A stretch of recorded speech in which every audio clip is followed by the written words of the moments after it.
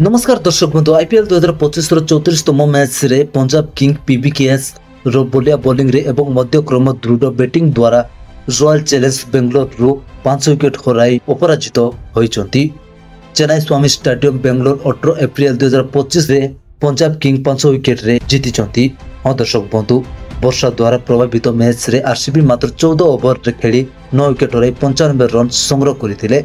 Team David अपराजित 50 run 26 ball करथिले जा दल को एक समाचन को स्कोर देथिला। हाँ आज्ञा लक्ष्य प्रति झटपट सुराम बो परे नेहल उदेरा 33 रन 19 बॉल करी दल को जीत दिगरे नहीं जाइतिले। शेष रे मार्क स्टाइनेस एक शानदार छक्का मारी मैच जीतिथिले।